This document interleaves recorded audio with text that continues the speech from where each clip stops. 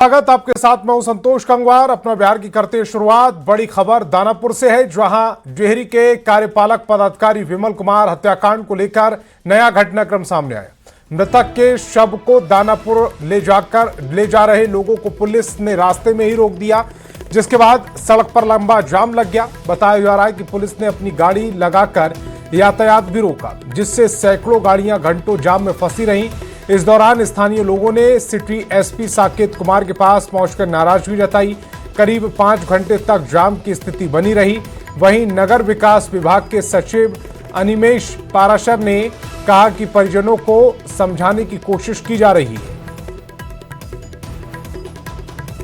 मांगे थी उनको भी हम लोगों ने सुना, और जो भी आश्वासन जो सरकार के तरफ से, विभाग के तरफ से हो सकता है, वो भी उनको आश्वस्त किया गया है कि पूरा विभाग सरकार उनके साथ है और सुरक्षा का भी मुकम्मल जो है सो व्यवस्था किया जाएगा, ताकि इस तरह की घटना दोबारा कभी ना हो।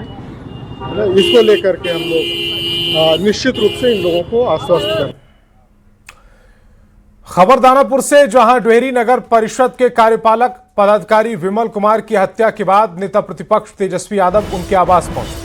इस दौरान उन्होंने मृतक के परिजनों से मुलाकात कर उन्हें सांत्वना दी और हर संभव मदद का भरोसा दिया। परिजनों से मुलाकात के बाद तेजस्वी यादव ने कहा कि इस मामले में दोषियों पर सख्त कार्रवाई होनी चाहिए। उन्होंने आरोप लगाया कि विधायक पर पैसे लेने के गंभीर आरोप लगे हैं। जब तक संबंधित विधायक को इस मामले में नामजद अभियुक्त नहीं बनाया जाता, तब तक राष्ट्रीय जनता दल लगातार कार्रवाई की मांग करता रहेगा। जो ईओ के जो परिजन जो है, उनकी धर्मपत्नी है, वो साफ आरोप लगा रही हैं कि इनसे रंगदारी मांगा जाता था 50 लाख रुपया, और नहीं देने पर विधायक ने हत्या कर दी। तो मेरा सवाल है, इससे पहले भी ईओ की हत्या हुई थी तो सम्राट चौधरी जी ने एनकाउंटर कराया था, रामधनी जी की एनकाउंटर कराया था। तो क्या अब इसका बदला एनकाउंटर से लिया जाएगा? क्या विधायक का एनकाउंटर सम्राट चौधरी कराएंगे? ये सवाल बड़ा खड़ा उठता है। बड़ी खबर मुंगेर से, जहां कथित आतंकी साजिश से जुड़े मामले की जांच में पुलिस को अहम सुराग मिले। 6 जुलाई को तारापुर से गिरफ्तार मोहम्मद सद्दाम को रिमांड पर लेकर पूछताछ की गई, जिससे कटिहार निवासी अहद का नाम सामने आया। पुलिस के मुताबिक दोनों आरोपियों के तार सोशल मीडिया प्लेटफॉर्म ऐप के जरिए सीमा पार के संदिग्ध नेटवर्क से जुड़े थे। जांच में मोबाइल चैट, कॉल डिटेल और डिजिटल सबूतों की पड़ताल की जा रही है। एटीएस, आईबी और एफएसएल समेत कई एजेंसियां मामले की जांच कर रही हैं। पुलिस का दावा है कि जांच के दौरान संवेदनशील और भीड़भाड़ वाले इलाकों को निशाना बनाने की कथित साजिश से जुड़े इनपुट मिले हैं, जिनका सत्यापन किया जा रहा है।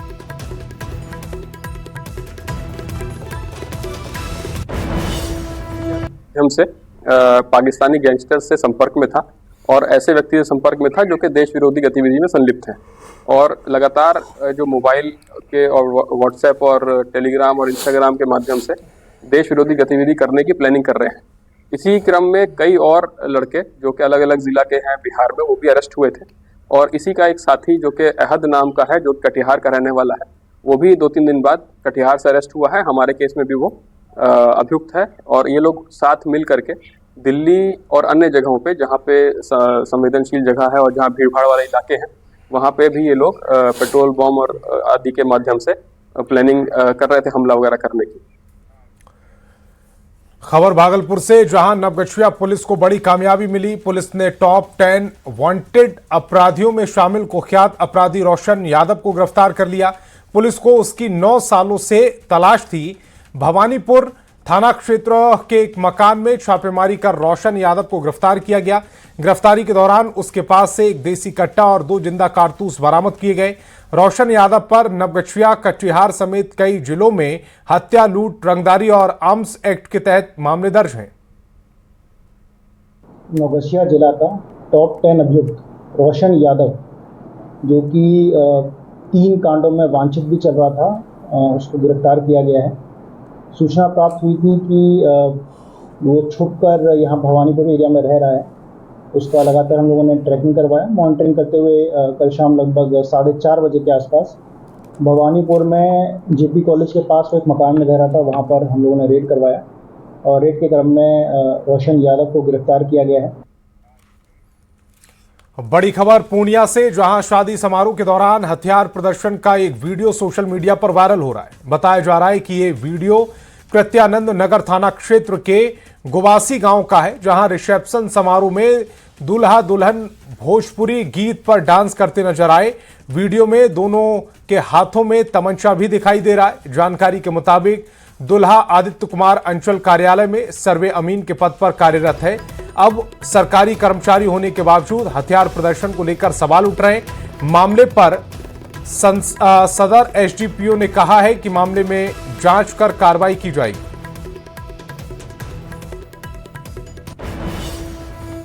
और अगली बड़ी खबर मुजफ्फरपुर से है, जहां काटी थाना क्षेत्र में हुए मां बेटे हत्याकांड का पुलिस ने खुलासा कर दिया। मां के शव मिलने के 5 दिन बाद अब उसके 6 साल के बच्चे का शव भी बरामद कर लिया गया है। मृतका के प्रेमी ने महिला और उसके बच्चे की हत्या कर शव झाड़ियों में फेंक दिया था। पुलिस जांच में खुलासा हुआ है कि महिला के प्रेमी विकास कुमार ने अपने साथियों के साथ मिलकर दोनों की हत्या की थी। वहीं पुलिस ने मामले में मुख्य आरोपी को भी गिरफ्तार किया। बताया जा रहा है कि महिला की शादी होने और उसके बाद पारिवारिक जीवन से नाराज होकर आरोपी ने वारदात को अंजाम दिया। फिलहाल मामले की आगे की जांच की जा रही है। अग्रतर अनुसंधान में यह प्रेम प्रसंग का मामला प्रकाश में आया और इस इंट के आधार पर मृतका का प्रेमी और इस कांड का मुख्य अभियुक्त विकास कुमार, जो कांटी थाना क्षेत्र का ही रहने वाला है, इसको गिरफ्तार किया गया है। और इसकी गिरफ्तारी के उपरांत इसके निशानदेही पे एक छोटा बच्चा, जो कि मृतका का बेटा था, नाबालिग बच्चा था 6 साल का, उसकी डेड बॉडी को बरामद किया गया है। उसी घटना से स्थल से थोड़ी दूरी पे झाड़ियों में ही बरामद हुआ है। अब बात करते हैं सीवान जिले की, जहां महाराजगंज थाना क्षेत्र में पुलिस ने शराब तस्करी के खिलाफ बड़ी कार्रवाई की और भारी मात्रा में विदेशी शराब बरामद की है। सरिया गांव में की गई छापेमारी के दौरान पुलिस ने शराब के साथ 4 मोटरसाइकिल जब्त की हैं। हालांकि पुलिस कार्रवाई की भनक लगते ही तस्कर मौके से फरार हो गए। महाराजगंज एसडीपीओ अमन ने बताया कि सभी गाड़ियों के दस्तावेजों की जांच की जा रही है और उनके असली मालिकों की पहचान की जा रही है। खबर जमुई से, जहां के सिकंदरा थाना पुलिस ने अपराध एवं अवैध हथियारों के खिलाफ चलाए जा रहे रोको टोको अभियान के तहत बड़ी कार्रवाई की। पुलिस ने अलग अलग जगहों पर कार्रवाई करते हुए 2 युवकों को हथियार के साथ गिरफ्तार किया। आरोपियों से 3 देसी कट्टा, 4 जिंदा कारतूस, 1 बाइक और 1 फोन बरामद हुआ है। गिरफ्तारी के बाद पुलिस आगे की कार्रवाई में जुट गई है।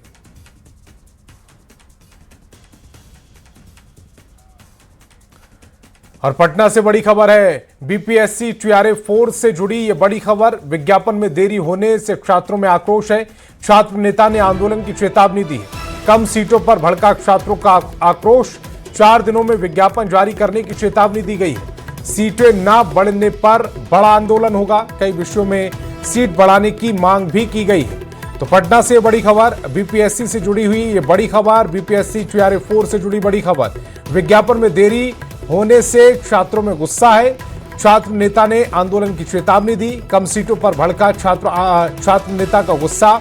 4 दिनों में विज्ञापन जारी करने की चेतावनी दी गई। सीटें न बढ़ने पर बड़ा आंदोलन होगा। कई विषयों में सीटें बढ़ाने की मांग की जा रही है। टीआरए 4 को लेकर सरकार जो है सिर्फ दिखावा कर रही है। अभी तक फरवरी में भी यही खेल खेला गया कि अधियाचना भेज दिए हैं और विज्ञापन जारी नहीं हुआ। फिर बीपीएससी क्या करती है कि संशोधन करने के लिए हम शिक्षा विभाग के पास भेज रहे हैं। यही करते करते विज्ञापन जारी नहीं हुआ। फरवरी से लेकर अप्रैल मई तक यही चला।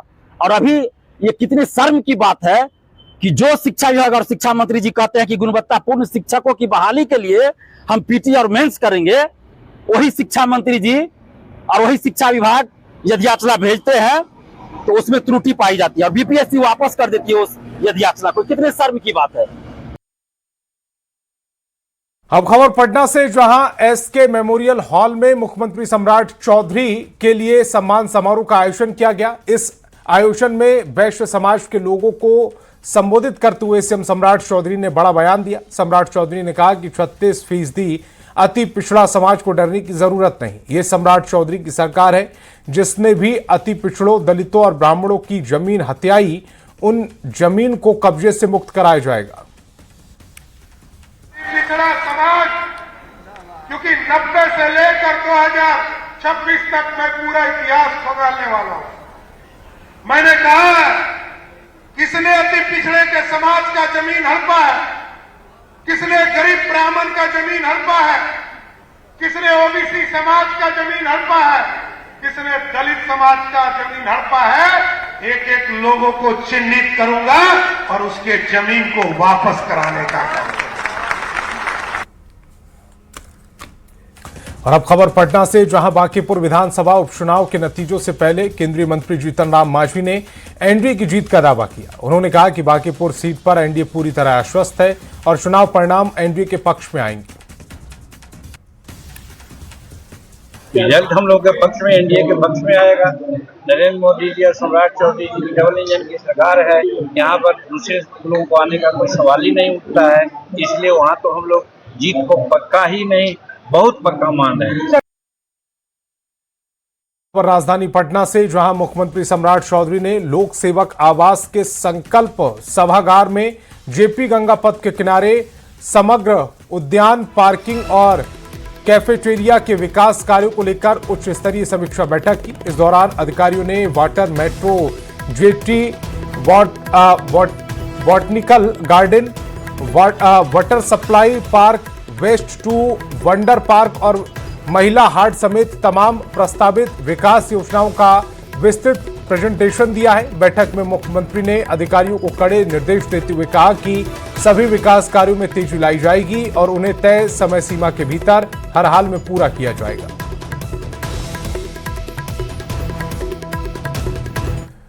खबर भागलपुर से, जहां सुल्तानगंज से देवघर तक 105 किलोमीटर कांवड़िया पथ इन दिनों श्रद्धालुओं से भरा हुआ है। जगह जगह श्रद्धालुओं की सुविधा के लिए सरकार और प्रशासन की ओर से मूलभूत सुविधाओं के इंतजाम किए जा रहे हैं।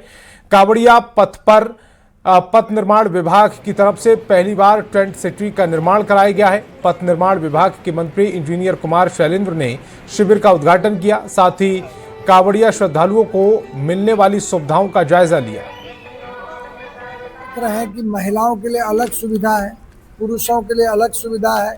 चाय नींबू का है, दूध वाली है, ठंडा है, कॉफ़ी है और महिलाओं के स्नान के लिए अलग से एसी लगा हुआ है।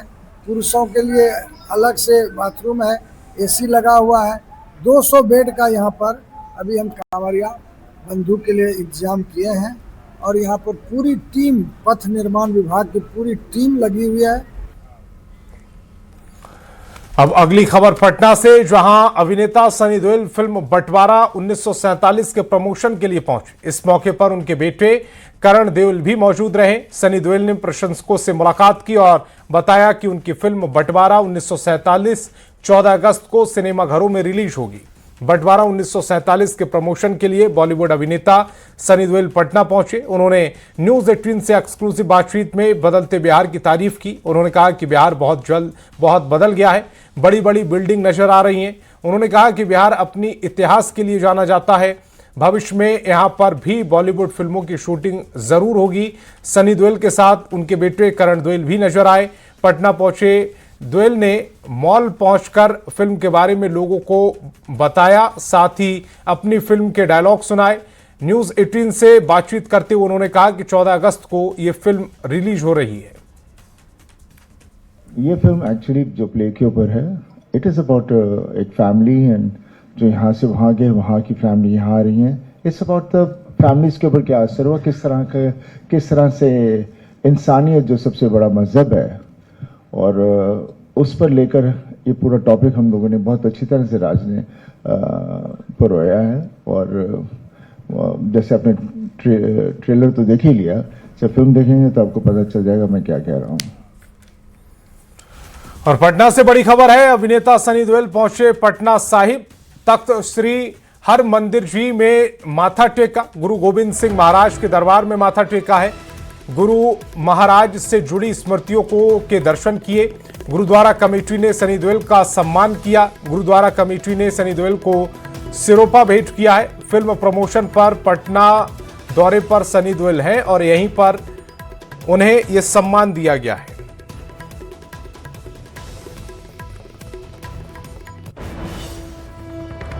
अब खबर दरभंगा से, जहां मिथिला पेंटिंग और पारंपरिक हैंडीक्राफ्ट से जुड़े कलाकारों के लिए केंद्र सरकार की सहकार से समृद्धि योजना नई उम्मीद लेकर आई है। मधुबनी के मिथिला चित्रकला संस्थान में आयोजित बैठक में कलाकारों को सीधे बाजार से जोड़ने का फैसला लिया गया।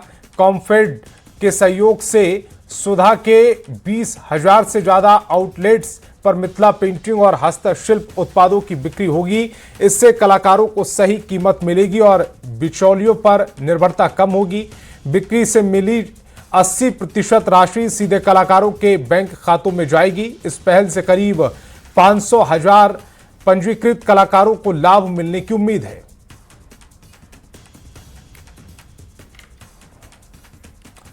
और अगली खबर कटिहार से, जहां बिहार सरकार की मुख्यमंत्री बाल हृदय योजना के तहत दिल में छेद की बीमारी से पीड़ित 17 बच्चों को मुफ्त इलाज के लिए बाहर भेजा गया।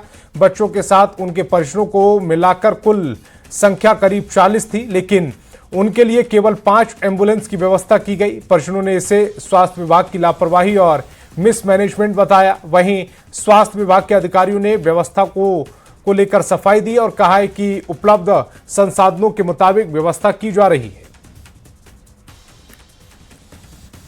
कटिहार सदर अस्पताल से स्वास्थ्य विभाग एक नायाब पहल किया है। हार्ट में छेद होने के बाद बच्चों को इस तरह से मेदांता अस्पताल में ट्रीटमेंट के लिए भेजा जा रहा है। लेकिन तस्वीर आपको दिखा रहे हैं, देखिए ये 5 एम्बुलेंस है, लगभग 17 बच्चे और लगभग 40 परिजनों को इसी तरह एक एम्बुलेंस में किस तरह से भेजा जा रहा है। निश्चित तौर पर परेशान है परिजन, लेकिन जाना जरूरी है। ऐसे में कितना परेशानी है एक साथ इस तरह? बहुत परेशानी है इसमें, और ये साथ नहीं है। तो सब एम्बुलेंस में यही एम्बुलेंस में क्या बोला गया था आप लोग को जब लाया गया था? क्या बोला गया था? 4 आदमी जाएगा। अच्छा, और अब यहाँ के क्या देखें? यहाँ के 10 आदमी जा रहे हैं। कहाँ जाना है? पटना जाना।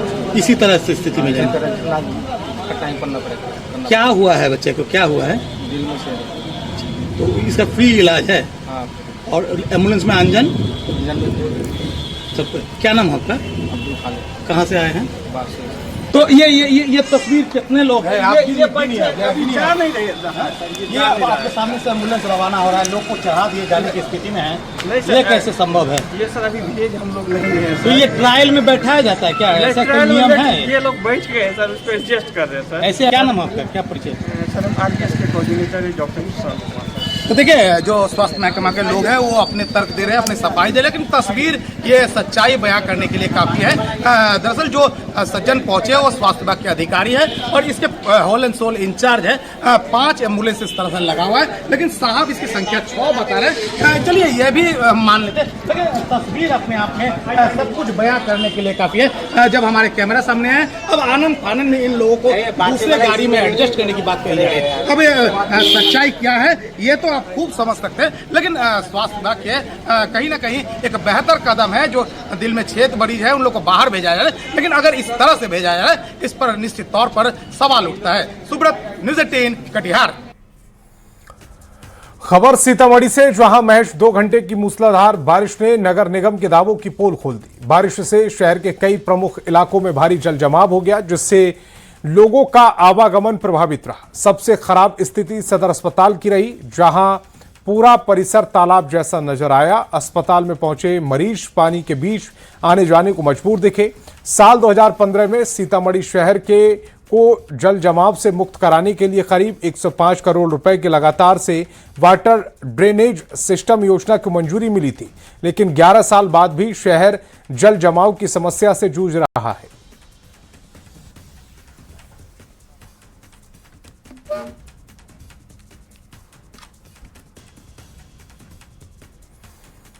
और सीतामढ़ी में सुबह से लगातार हो रही बारिश से लोगों को गर्मी और उमस से राहत मिली है। मौसम विभाग ने उत्तर बिहार के कई जिलों में भारी बारिश का अलर्ट जारी किया है। लोगों को खराब मौसम के दौरान सावधानी बरतने की सलाह दी गई। मौसम वैज्ञानिक के मुताबिक 5 से 6 अगस्त के बीच बारिश की गतिविधियां और तेज हो सकती हैं। लगातार बारिश से निचले इलाकों में जल जमाव की आशंका है, जबकि यह बारिश किसानों के लिए फायदेमंद मानी जा रही है।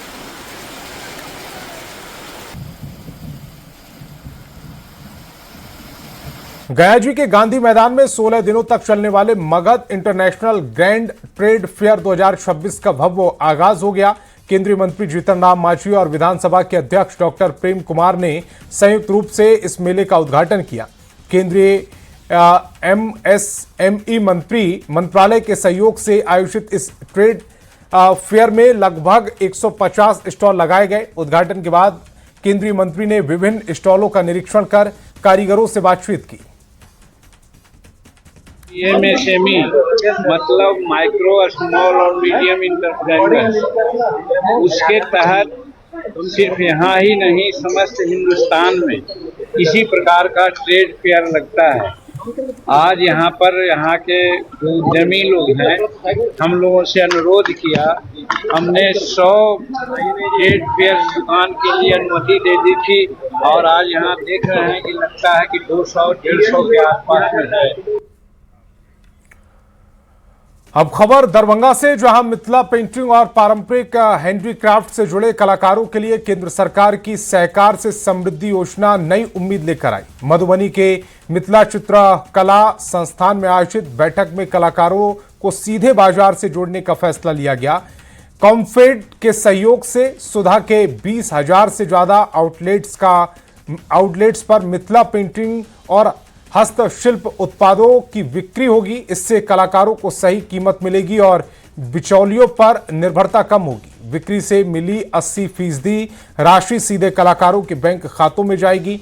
इस पहल से करीब 50,000 पंजीकृत कलाकारों को लाभ मिलने की उम्मीद है। ये बहुत ज़्यादा ही उम्मीद है हम लोगों की कि ये काम अच्छा होगा। और पेंटिंग जो हम लोग बनाते हैं वास्तव में अभी सेल नहीं हो रही है। हम लोग बहुत दिन से सिटी क्राफ्ट मिथिला पेंटिंग बनाते हैं और अभी फिलहाल हम मिथिला चित्रकला संस्थान में डिग्री कोर्स की छात्रा हूँ। आपको डायरेक्ट सरकार संपर्क करेंगी। एक सदस्यता फॉर्म दी गई है, उसको भरने के बाद उस पर सारा आपका डिटेल है, उस पर आपका डायरेक्ट मोबाइल नंबर है, उससे आपको डायरेक्ट ऑर्डर आएगा और आप सरकार को सौंपेंगे, जो डायरेक्ट मार्केट को जाएगा और उसकी जो मूल्यता होगी, उसकी जो आपके मेहनत का पैसा होगा वो आपको डायरेक्ट मिलेगा। ये बहुत अच्छा अवसर है क्योंकि आर्टिस्ट अब सारा ऑनलाइन ही हो गया है। ऑनलाइन में ये है कि आप आसानी से अपनी कलाकृति को प्रेजेंट कर सकते हैं। हमारी जो कीमत है उस पर हम रख के अपना सेल कर सकते हैं। ये बहुत अच्छा है। फ़ायदे ये है कि जो कलाकार है उनको वॉइस मिलेगा, एक आवाज़ मिलेगी। एक तो सस्ते दामों में जो है वो कलेक्टिव जो है यहाँ पे कागज़ हो, पेंटिंग हो या अन्य जो भी सामग्री है, इनपुट्स जो है प्राप्त कर सकते हैं। जो सेलिंग करना है, निर्यात हो या मार्केटिंग करना है, उसके लिए भी जो है एक यहाँ से जो है कॉम्फेड के माध्यम से जो है इनको एक प्लेटफॉर्म उपलब्ध किया जाएगा। 20,000 हमारे ऑलरेडी सुधा के शॉप्स है, दूध की दुकानें हैं, तो वहाँ पे भी जो है कलाकारों को जो है उनके पेंटिंग रखने के लिए जो है हम जगह उपलब्ध करेंगे। और रोहतास में ईओ हत्याकांड का खुलासा हुआ। जांच में पुलिस ने खुलासा किया। मौके का जायजा लेने के बाद जांच में आईजी ने बड़ा खुलासा किया। निजी चालक ने हत्या की। आईजी के मुताबिक चालक छुट्टी नहीं मिलने और काम के दबाव से परेशान था। विवाद के बाद रॉड से हमला किया गया। आरोपी ने पूछताछ में अपना जुर्म कबूल कर लिया है। मगध रेंज के आईजी विकास वैभव ने बताया कि मृतक के निजी चालक मिथिलेश कुमार ने ही इस वारदात को अंजाम दिया। प्रारंभिक जांच में सामने आया कि चालक छुट्टी नहीं मिलने और ज्यादा काम के दबाव से परेशान था। घटना पटना जाने के दौरान दोनों के बीच में विवाद हुआ, जिसके बाद चालक ने कार में रखी लोहे की रॉड से हमला कर विमल कुमार की हत्या कर दी। घटना को हादसा या अपराधियों की करतूत दिखाने के लिए उसने गाड़ी को पानी में उतार दिया। पुलिस ने बताया कि आरोपी ने अपना जुर्म कबूल कर लिया है। तो इस बुलेटिन में फिलहाल इतना ही। आप देखते रहिए न्यूज़ 18 बिहार झारखंड।